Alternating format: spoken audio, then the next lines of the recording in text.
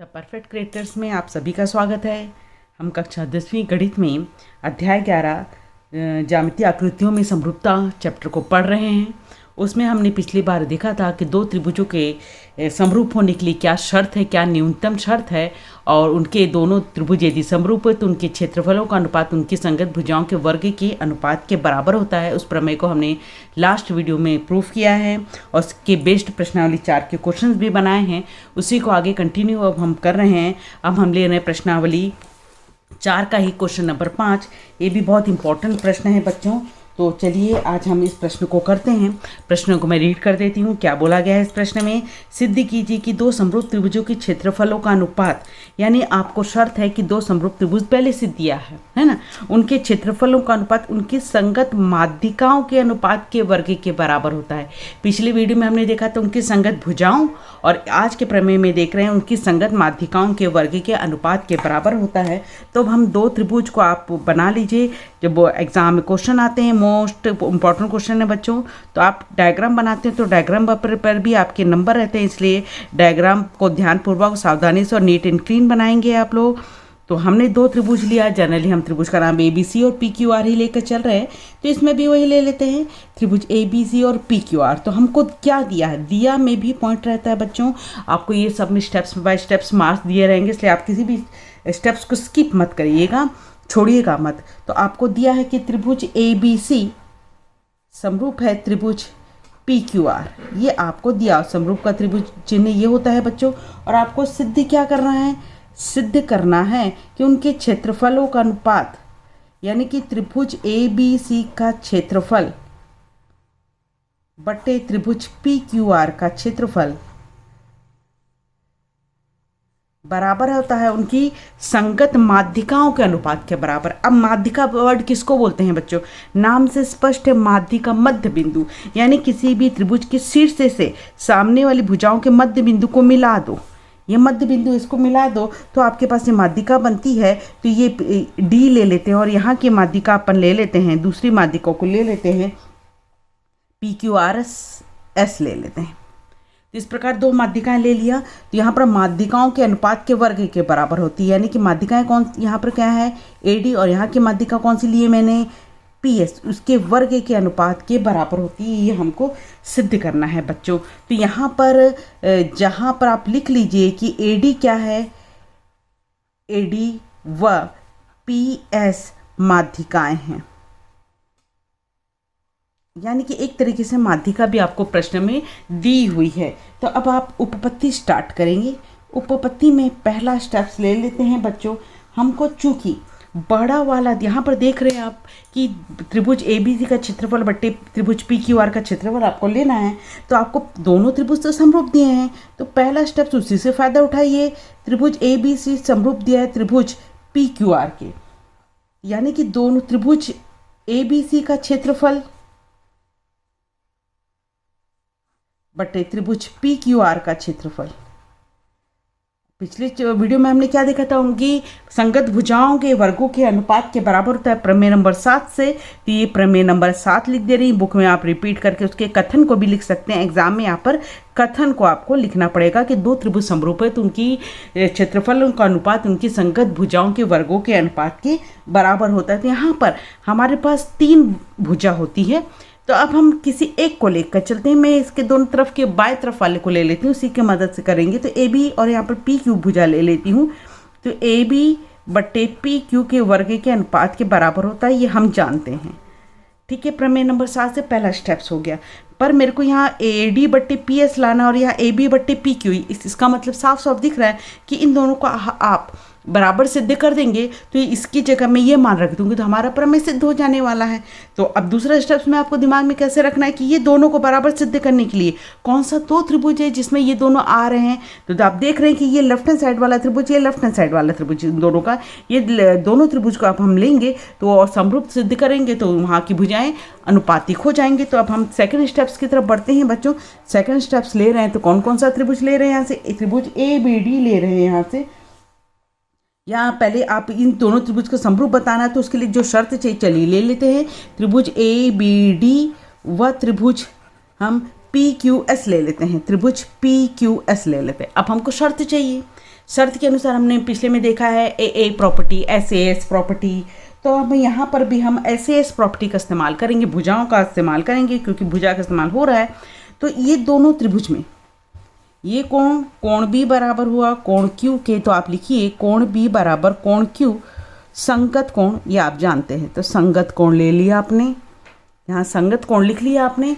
उसके पश्चात दूसरा चीज़ ले रहे हैं कि ये तीनों भुजाएं इस दोनों त्रिभुज की तीनों संगत भुजाओं के बराबर होती है। तो आप जानते हैं दूसरे स्टेप्स के लिख लीजिए, यहाँ ए बी बट्टा पी क्यू बराबर बी सी बट्टा क्यू आर, ये होती है। क्यों होती है? क्योंकि दोनों त्रिभुज कौन कौन से, ए बी सी बड़ा त्रिभुज समरूप है त्रिभुज बड़े वाले की पी क्यू आर के। तो यहाँ पर पहला पॉइंट इसके कारण आ रहा है, दूसरा पॉइंट आप यहाँ ले रहे हैं।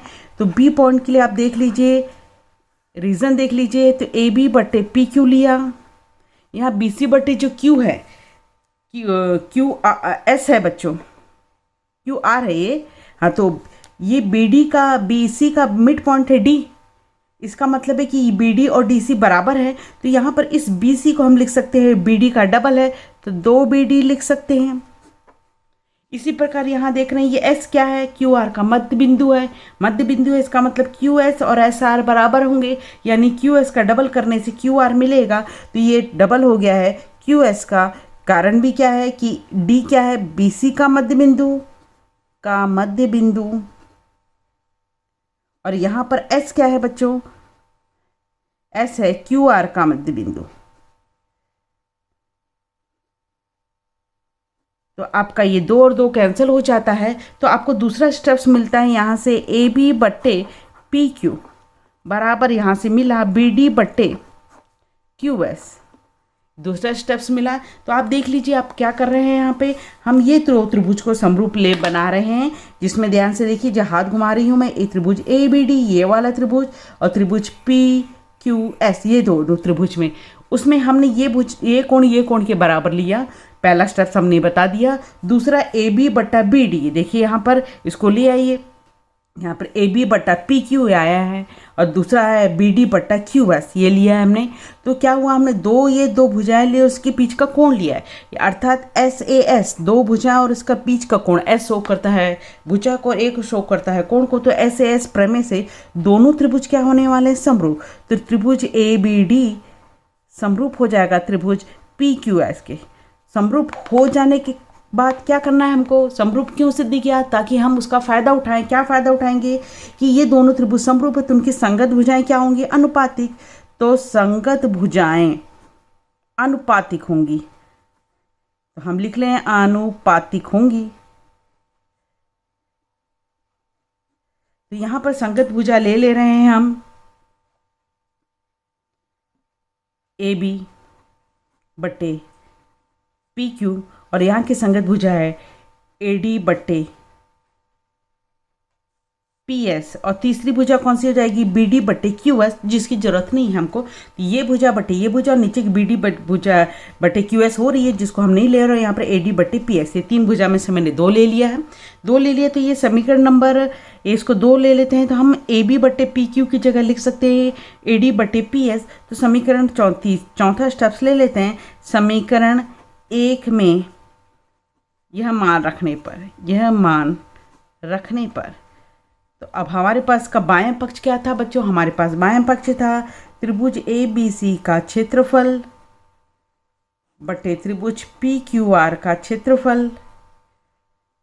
अब हम ए बी बट्टे पी क्यू की जगह क्या रख रहे हैं, हम रख रहे हैं ए डी बट्टे पी एस। ये इस प्रकार ही हमारा प्रमेय प्रूफ हो जाएगा। बहुत इंपॉर्टेंट प्रमेय है बच्चों। अब हम प्रश्न नंबर 6वें की तरफ चलते हैं। प्रश्न दिया हुआ है, शाहिद एक खंभे की लंबाई का अनुमान लगाते समय इस प्रकार खड़ा होता है कि उसके सिरे एच की छाया व खंभे की शिखर क्यू की छाया एक ही बिंदु डी पर पड़ती है, और दोनों का मान दिया है। खंभे की लंबाई क्या होगी, जबकि शाहिद की लंबाई 1.2 मीटर है। प्रश्न को ये पढ़ने के पश्चात डायग्राम भी दिया हुआ है बच्चों, समझिए। ये खंभा है आपका, और ये शाहिद उससे थोड़ा दूर पर खड़ा है। सूरज के कारण आप जानते हैं कि आपकी परछाई ज़मीन पर पड़ती है और खंबे की भी परछाई भी ज़मीन पर पड़ती है। तो क्या बोल रहा है कि खंबे की जो छाया है, परछाई है, ये खंबे की पूरी परछाई है बच्चों। और ये किसकी परछाई है? उस लड़के की परछाई है जिसका नाम शाहिद है। दोनों की परछाई का एंडिंग बिंदु एक ही दिया है, ये डी बिंदु है, जहाँ पर यहाँ से आता है खंबे की परछाई, यहाँ से आता है शाहिद की परछाई। दोनों की परछाई कहाँ जाके खत्म हो जाती है? डी बिंदु पर खत्म हो जाती है। ईडी का मान 1.6 मीटर दिया है बच्चों। और यहाँ पर डी एफ का मान, ये डी एफ ये पूरे का मान दिया है आपके पास 4.4 मीटर दिया है। और यहाँ पर शाहिद की लंबाई, शाहिद ये खड़ा है 1.2 मीटर है, ये दिया हुआ है। तो आप देख रहे हैं कि दो त्रिभुज आपको समरूप दिख रहे होंगे। आप त्रिभुज लिख लीजिए QFD, ये बड़ा वाला त्रिभुज आपको लेना है, ये वाला QFD, ये बड़ा त्रिभुज ले रहे हैं आप, इसको नहीं लेना, ये तो चर त्रिभुज है बच्चों। और ये लेना है आपको HED, ये दो त्रिभुज लेंगे हम। तो लिख लेते हैं हम कौन कौन से दो त्रिभुज को ले रहे हैं। त्रिभुज QFD व त्रिभुज HED, दो त्रिभुज ले पहला काम कर रहे हैं हम। दोनों त्रिभुज को लेने के बाद हमको समरूप, जब तक समरूप नहीं बताएंगे तो भुजाएं अनुपातिक कैसे होंगी बच्चों। तो समरूप बताने के लिए आप देख रहे हैं कि जब आप बड़ा वाला त्रिभुज लेते हैं, ये वाला त्रिभुज लेते हैं बच्चों, इस त्रिभुज में डी बिंदु पूरा का पूरा इस्तेमाल होता है। और जब आप छोटा त्रिभुज HED लेते हैं तो भी आपके पास ये डी कोण पूरा इस्तेमाल होता है। तो दोनों में कोण डी दोनों इस्तेमाल हो रहा है। कोण डी बराबर कोण डी समान कोण लिख लीजिए, तो आपको एक चीज़ साफ साफ मिल गई। दूसरे चीज़ को आप देख रहे हैं यहाँ पर कि ये कोण F जो खंबा है भाई हमारे पास 90 डिग्री में खड़ा होगा, और शाहिद भी जो जमीन पर खड़ा होगा वो सीधा खड़ा होगा। तो ये खंबा से जो जमीन पर कोण है, कोण F बराबर हो रहा है आपका कोण E, और प्रत्येक 90 डिग्री, प्रत्येक 90 डिग्री का। तो ए प्रमेय से, कोण प्रमेय से दोनों त्रिभुज क्या हो जाएंगे? दोनों त्रिभुज हो गए समरूप। तो त्रिभुज QFD समरूप हो गया त्रिभुज HED में। तो दूसरा स्टेप्स क्या लेंगे अपन? तो संगत भुजाएं अनुपातिक होंगी, तो संगत भुजाएं अनुपातिक होंगी। तो आपको याद करने का तरीका है कि इसका लंब और इसके आधार को ले लीजिए, और कर्ण भी ले सकते हैं आप। तो ये याद करने के लिए मैंने ऐसे लिखा, आपको एग्जाम में लिखना नहीं। तो इसका लंब है QF, तो इस त्रिभुज का लंब क्या है? HE, इस त्रिभुज का आधार क्या है? FD, और इस त्रिभुज का आधार ED आ रहा है। आप इसमें मान रखिए। QF खंबे की ऊंचाई हमको नहीं मालूम है, तो QF को QF ही लिख लीजिए आप। HF का मान देख लीजिए आप, HF का मान दिया है 1.2 मीटर, तो 1.2 रख लिया। FD का मान दिया, FD का मान पूरा दिया है 4.4, और ED का मान दिया है यहाँ से यहाँ तक 1.6 मीटर। तो ये आपके पास निकलेगा, QF का मान निकलने वाला है 4.4 बट्टे 1.6 गुणित 1.2। आप इसको हल कर लीजिए। हल करना तो बहुत आसान है बच्चों, आप जानते हैं कैसे हल करना हो। तो उत्तर आएगा 3.3 मीटर। तो उत्तर लिख लीजिए आप। क्या उत्तर लिखेंगे? तो खंबे की लंबाई 3.3 मीटर होगी, 3.3 मीटर होगी। अब हम प्रश्नावली के प्रश्न नंबर 7 की तरफ बढ़ते हैं। प्रश्न में इस प्रकार का एक डायग्राम दिया है, त्रिभुज ABC। डायग्राम को ध्यान से देखेंगे तो यहाँ C बिंदु पर ऐसा निशान लगा है, ये समकोण त्रिभुज का निशान रहता है। यहाँ पर M बिंदु पर ऐसा निशान बना हुआ है, समकोण त्रिभुज का निशान है। हमको x, y, 12, 20 इस प्रकार मान दिया हुआ है। हमको ये पूछ रहा है कि कौन से त्रिभुज ABC के समरूप, बड़ा वाला त्रिभुज के समरूप हैं, उनका नाम लिखिए। तो देखिए, ऐसा देखने से आपको बहुत कठिन लगता है कि आपको समझ में नहीं आता कि कैसे हम पता लगाएं कि कौन सा त्रिभुज किसके समरूप है। तो हम जानते हैं कि दो त्रिभुज समरूप है तो उनके संगत कोण बराबर होने चाहिए। यदि हम दो कोण को बराबर बता दें तो वो दो त्रिभुज आपस में क्या हो जाएंगे? समरूप हो जाएंगे। तो यहाँ पर हम वही काम करने वाले। तो मेन त्रिभुज कौन सा है हमारा? ABC। तो हम त्रिभुज ABC बना लेते हैं। मैंने यहाँ पर त्रिभुज बनाया है। मेन त्रिभुज ABC बनाते वक्त देखिए कि ABC के में C 90 डिग्री है, तो आप यहाँ C को 90 डिग्री बना लीजिए। ये कंफर्म कर दीजिए 90 डिग्री। आप कहीं पर भी एक A लिख लीजिए और एक B लिख लीजिए। तो त्रिभुज ABC आपने ऐसा बना लिया। C को 90 डिग्री बनाना जरूरी, क्योंकि C बिंदु पर आपको 90 डिग्री दिया हुआ है। अब हम दूसरा त्रिभुज लेते हैं। दूसरा त्रिभुज में इसके बाएं तरफ वाला त्रिभुज देखिए। बाएं तरफ वाले त्रिभुज में AAMC में आप ये देखिए इसमें 90 डिग्री कहाँ बन रहा है, इस त्रिभुज में आप अच्छे से देख रहे हैं कि 90 डिग्री का निशान यहाँ बना है, यानी एम बिंदु पर 90 डिग्री बन रहा है। तो ये 90 डिग्री यहाँ पर हमारे त्रिभुज बना है, तो इस जगह पे आप एम नाम दे दीजिए। ये हो गया एम, एक हो गया बिंदु। दूसरा आप इस त्रिभुज को फिर से दोबारा देखिए, इस त्रिभुज में सी का थोड़ा सा हिस्सा आया है, यहाँ पर ए का पूरा हिस्सा आया है, यानी ए हिस्सा पूरा का पूरा किस कॉमन है। ये ए हिस्सा ऊपर लिखा था तो इसका भी ए हिस्सा कॉमन ऊपर लिख लीजिए। तो आपके पास ए नामकरण हो गया, एम नामकरण हो गया, ए नामकरण हो गया, एम नामकरण हो गया। तो तीसरा बिंदु क्या बच जाएगा, सी। इस प्रकार आपके पास क्या मिलेंगे कि पहला पार्ट में देखिए कि त्रिभुज कौन सा वाला, ए सी बी, त्रिभुज ए सी बी, व दूसरा त्रिभुज कौन सा ले रहे हैं, ए एम सी, त्रिभुज ए एम सी। ये दोनों आपस में क्या होंगे, समरूप होंगे। तो समरूप का निशान लगा लीजिए। क्यों समरूप होंगे, क्योंकि कोण सी और कोण एम इसमें दोनों क्या है, 90 डिग्री, और दोनों में कोण ए समान है, दोनों में कोण ए कॉमन पूरा का पूरा आ रहा है, कोण ए बराबर कोण ए। ये दोनों आपके त्रिभुज क्या हो जाएंगे, समरूप हो जाएंगे। अब दूसरा देखिए, आप फिर से आप बड़ा त्रिभुज ले रहे हैं। बड़ा त्रिभुज में हमने क्या किया कि सी को 90 डिग्री बताना था, ए ऊपर ले लिया, बी नीचे ले लिया। अब इसका लेफ्ट हैंड साइड के बाद आप राइट हैंड साइड देखिए। राइट हैंड साइड में जब आप देखते हैं तो राइट हैंड साइड में कहाँ पे 90 डिग्री बन रहा है, यहाँ पर इसका ये 90 डिग्री था, इसका मतलब है कि ये भी 90 डिग्री, यानी एम बिंदु पर 90 डिग्री बन रहा है। तो यहाँ पर 90 डिग्री ये सी पर था, तो इस त्रिभुज में 90 डिग्री कहाँ पर बन रहा है, एम पर। तो जहाँ सी की पोजीशन है एम वहाँ पर लगा लीजिए। इसमें देखिए, इस त्रिभुज के ध्यान से देखिए, सी का आधा पोर्शन छूट जाता है, आधा पोर्शन आता है। हमको आधा पोर्शन नहीं, पूरा पूरा कोण कहाँ मिलता है आपको, ये बी कोण। ये बी कोण जब बड़ा त्रिभुज लेते हैं तो भी पूरा पूरा इस्तेमाल होता है, और जब राइट हैंड साइड का त्रिभुज ले रहे हैं तो ये पूरा पूरा इस्तेमाल हो रहा है, यानी कोण बी दोनों जगह सेम है। तो ये बी है तो यहाँ पर भी बी लिख लीजिए। तो बच एम और बी हो गया, एम और बी हो गया, तो बच गया कौन सा, तीसरा पॉइंट सी। तो आप दो को फाइंड आउट कर लीजिए, तो तीसरा बिंदु छूटा हुआ बिंदु में मिल जाता है। इस प्रकार आपके पास कौन कौन सा त्रिभुज समरूप हो रहा है बच्चों, त्रिभुज ए सी बी। आप सीक्वेंस का ध्यान रखिए, ए सी बी इस सीक्वेंस में लिख रहे हैं आप, तो इसमें भी सीक्वेंस हो जाएगा सी एम बी। त्रिभुज हो गया सी एम बी। और क्यों हुआ आपका ये, क्योंकि कोण सी और कोण एम 90 डिग्री है, कोण सी बराबर कोण एम 90 डिग्री है, और यहाँ पर कोण बी और कोण बी समान कोण है, कोण बी बराबर कोण बी समान कोण है। तो ये हो गया। आपके पास तीसरा स्टेप्स में क्या पूछा है, आपको पूछा था कौन कौन से दो त्रिभुज समरूप है। तो ये हुआ कि ये बड़ा वाला त्रिभुज जिसके लेफ्ट हैंड साइड के त्रिभुज के समरूप है, और बड़ा वाला त्रिभुज राइट हैंड साइड त्रिभुज के भी समरूप है। अब हमको दूसरा पॉइंट पूछा है, एक्स और वाई का मान ज्ञात कीजिए। तो एक्स और वाई का मान पूछा है बच्चों, तो यहाँ पर एक्स और वाई किस त्रिभुज में इस्तेमाल हो रहा है बच्चों, लेफ्ट हैंड साइड वाले में। तो हम चित्र 1 को देखेंगे, ये जो चित्र 1 लिख लेते हैं इसको, उस चित्र का इस्तेमाल करते हैं। तो चित्र 1 से ये त्रिभुज जो है, त्रिभुज ए सी बी समरूप है त्रिभुज ए एम सी में। तो संगत भुजाएं बराबर होंगी, सॉरी अनुपातिक होंगी। संगत भुजाएं अनुपातिक होंगी, तो आप अनुपात को लिख लीजिए। इसका अनुपात ए सी, यहाँ पर ए सी का मान कितना है डायग्राम में, एक्स। यहाँ पर देख लीजिए ए एम का मान कितना दिया है, ए एम का मान दिया है वाई। यहाँ पर देख लीजिए बी सी का मान कितना दिया है, बी सी का मान दिया है 20, 20 लिख लीजिए। और यहाँ से एम सी का मान कितना दिया है, एम सी का मान दिया है आपको 12, 12 लिख लीजिए। तो यहाँ पर मान हो जाएगा आपके पास, तो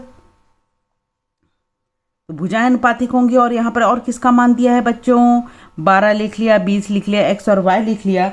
तो अब हम लिख रहे हैं भुजाएं अनुपातिक होंगी, तो यहाँ ए सी बट्टा बी सी, इसका लंब और इसका अनुपात ले रहे हैं। तो यहाँ पर कितना, इसका लंब कितना हो जाएगा, ए एम बटा एम सी, ये मान हो जाएगा। अब इसमें मान रख दिया जाए, तो यहाँ पर ए सी का मान x, बी सी का मान 20, ए एम का मान है हमारे पास y, और एम सी का मान है 12। ये मान रख दिया हमने बच्चों। पर यहाँ पर आप देख रहे हैं कि मान रखने के पश्चात हमारे पास ना x की वैल्यू मालूम है, ना y की वैल्यू मालूम है। उस स्थिति में हम क्या करेंगे, उसको समीकरण नंबर 1 बनाकर छोड़ देते हैं। अब हम दूसरे चित्र को देखिए ध्यान से। ये दोनों त्रिभुज जो समरूप है ए सी बी और सी एम बी, ये जो दोनों त्रिभुज समरूप है उसमें हम संगत भुजा अनुपातिक होंगी। तो यहाँ पर हम भुजा ले रहे हैं AC, जो भुजा दी है बच्चों उसी भुजाओं को लेंगे हम। AC/CM लेंगे, यहाँ CB बटे MB लेंगे। देखिए लिखा है हमने। तो यहाँ पर x और यहाँ पर इसका मान है y और इसका मान है 20 और यह इसका मान है 16। मान रखने के पश्चात आप देख रहे हैं कि क्रॉस मल्टीप्लाई करेंगे तो x की वैल्यू आ रही है 15। तो x की वैल्यू जब ज्ञात हो जाती है तो हम समीकरण नंबर 1 में x की वैल्यू को रख देते हैं। तो देखिए x की जगह हम उठा कर रख दे रहे हैं 15। 15 रखने के पश्चात y को 12 को उस तरफ ले जाइए और y की वैल्यू निकल के आ जा रही है 9। इस प्रकार हमें x और y का मान प्राप्त हो जा रहा है।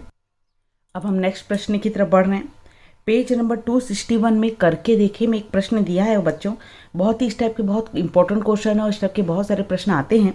यदि दो समरूप त्रिभुजों के क्षेत्रफलों का अनुपात 25:9 हो तो संगत भुजाओं का अनुपात क्या होगा। तो आप देख रहे हैं यहाँ पर कि क्षेत्रफल का अनुपात दिया है और भुजाओं का अनुपात पूछ रहा है। और कभी कभी उल्टा प्रश्न भी आता है, संगत भुजाओं का अनुपात दिया रहता है और क्षेत्रफल का अनुपात ज्ञात करना रहता है। तो यहाँ पर दो समरूप त्रिभुज है, यहाँ पर कहीं पर भी कोई भी नामकरण नहीं है, तो हम त्रिभुज ABC और दूसरा त्रिभुज PQR ले रहे हैं। तो यहाँ पर क्षेत्रफल और भुजाओं के बीच में संबंध हमको स्टार्ट करना है और उसके बीच का सूत्र लिखना है। तो और हम जानते हैं ये जो प्रमेय बार बार बोलते चले आ रहे हैं, बहुत इंपॉर्टेंट है। यदि दो त्रिभुज समरूप है तो उनके क्षेत्रफलों का अनुपात उनके संगत भुजाओं के वर्ग के अनुपात के बराबर होता है। तो यहाँ पर पहले वाले त्रिभुज ABC का क्षेत्रफल बटे दूसरा त्रिभुज PQR का क्षेत्रफल, यहाँ की कोई भी एक, यहाँ चूंकि भुजा का कोई भी नाम नहीं दिया तो एक भुजा कोई भी ले लीजिए। तो AB ले लिया, तो यहाँ की भुजा ले ली PQ पूरे का वर्ग। अब चाहो तो नीचे BC और QR भी ले सकते हैं आप। तो यहाँ पर क्षेत्रफल का अनुपात कितना दिया है बच्चों, 25:9 दिया है। तो क्षेत्रफल की जगह हम 25:9 लिख ले रहे हैं। क्योंकि राइट हैंड साइड में हमारे पास वर्ग है इसलिए 25:9 को 5:3 का वर्ग ले रहे हैं। वर्ग लेने से फ़ायदा क्या हुआ, दोनों पक्षों में आप जब वर्गमूल लेते हैं बच्चों तो वर्गमूल लेने पर यहाँ पर AB/PQ का मान 5/3 प्राप्त होता है। इस प्रकार हमें संगत भुजाओं का अनुपात 5:3 प्राप्त हो रहा है। तो आप देख रहे हैं कि जब क्षेत्रफल दिया हो और भुजाएं निकालना हो तो साफ साफ यदि शॉर्टकट 2 नंबर का प्रश्न आए तो आप दिमाग में बैठा लीजिए, क्षेत्रफल दिया है भुजा निकालना है तो उसका वर्गमूल लेना पड़ेगा। शॉर्टकट हो जाएगा 5 और इसका शॉर्टकट हो जाएगा 3। कब, जब क्षेत्रफल दिया हो और आपको भुजाएं निकालनी हो। अब करके देखिएगा ये प्रश्न नंबर दूसरे की तरफ बढ़ रहे हैं बच्चों। प्रश्न नंबर दूसरे में दिया है कि त्रिभुज TFR और त्रिभुज SPM समरूप है। दो त्रिभुज का नाम दे दिया है, समरूप दिया है, जिसका स्केल गुणक 7:4 दिया है। इसके क्षेत्रफलों का अनुपात क्या होगा हमको दिया हुआ है। तो सबसे पहले जब स्केल गुणक दिया है और क्षेत्रफल दिया है तो आपको इसके बीच का रिलेशन याद होना चाहिए। तो वो रिलेशन है, देख लीजिए। पहला स्टेप्स में अपन लिखेंगे कि हम जानते हैं कि दो त्रिभुज समरूप त्रिभुजों के परिमाप का अनुपात, यदि दो त्रिभुज समरूप है तो उनके परिमाप का अनुपात उनके संगत भुजाओं के अनुपात और स्केल गुणक के बराबर होता है। तो यहाँ पर दो त्रिभुज है, दोनों त्रिभुज यदि समरूप है, त्रिभुज TFR और त्रिभुज SPM, तो इसका परिमाप TFR का परिमाप बटे त्रिभुज SPM का परिमाप। परिमाप क्या होता है बच्चों, तीनों भुजाओं की लंबाइयों को जोड़ दो, ये लंबाई ये लंबाई ये लंबाई, यानी TF FR और RT को जोड़ देंगे तो ये इसका परिमाप मिल जाएगा। इस प्रकार इन तीनों भुजाओं को जोड़ देंगे तो इसका परिमाप मिल जाएगा। तो इसका परिमाप बटे इसका परिमाप बराबर होता है इसकी भुजाएं TF बटे SP, FR बटे PM, TR बटे SM। अब लिख लीजिए, और साथ में किसके बराबर होता है, स्केल गुणक के बराबर होता है। तो इतनी बातें हमारे पास दी हुई है। तो यहाँ से हमारे पास 1 2 3 4 5 स्टेप्स जो आपस में बराबर दिए हुए हैं, हमको इसमें से जो जरूरत है उसका इस्तेमाल कर लेंगे। मैं यहाँ से एक भुजा का इस्तेमाल करना चाहती हूँ और हमारे पास स्केल गुणक दिया है तो स्केल गुणक का इस्तेमाल करना चाहती हूँ। इसका मतलब क्या हुआ कि दो त्रिभुज समरूप है तो उनकी संगत भुजाओं का अनुपात उनके स्केल गुणक के बराबर होता है। तो हम यहाँ पर भुजाएं और स्केल गुणक ले रहे हैं तो उसमें मान रख देंगे बच्चों भुजाओं और स्केल गुणक में। तो देखिए भुजा लिया, उसका स्केल गुणक हमको दिया था 7/4, तो हमने मान रख दिया, यानी भुजाएं हमारी हो गई 7:4। अब हम सेकंड स्टेप्स की तरफ पढ़ते हैं। जो प्रमेय अभी हमने बताया था कि दो त्रिभुज समरूप है तो उनके क्षेत्रफलों का अनुपात उनकी संगत भुजाओं के अनुपात के वर्ग के बराबर होता है। तो पहले का क्षेत्रफल बट्टे दूसरे का क्षेत्रफल बराबर पहले का भुजा अनुपात दूसरे का भुजा पूरे का वर्ग ले लिया। इसका मान कितना दिया था हमको 7:4, तो उसका वर्ग कर दिया तो 49:16 आ गया। तो आपको जब भुजा दी हो या स्केल गुणक दिया हो और आपको क्षेत्रफल निकालना है, उस स्थिति में आपको वर्ग करना पड़ेगा। तो ये दोनों ही प्रश्न इंपॉर्टेंट है जो नंबर बदल बदल के बोर्ड एग्जाम में आपके आते हैं, इसलिए बहुत प्रैक्टिस की जरूरत है ये वाले क्वेश्चन के लिए आप। और आज की वीडियो का हम लास्ट प्रश्न की तरफ बढ़ते हैं बच्चों।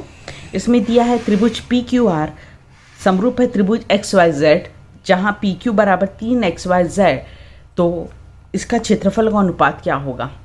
इतना बस क्वेश्चन है अपने पास। त्रिभुज का नाम है PQR, दूसरा त्रिभुज है XYZ, तो एक त्रिभुज PQR ले लिया, दूसरा त्रिभुज XYZ ले लिया। वही प्रमेय नंबर 7 से जिसका स्टेटमेंट है कि दो त्रिभुज यदि आपस में समरूप हैं तो उनके क्षेत्रफलों का अनुपात उनकी संगत भुजाओं के अनुपात के वर्ग के बराबर होता है। तो यहाँ पर आपके पास कौन सी भुजा दी है, PQ और XY दिया है, PQ और XY के बीच में रिलेशन दिया है, तो आप यही भुजा लीजिए PQ/XY लिख लिया।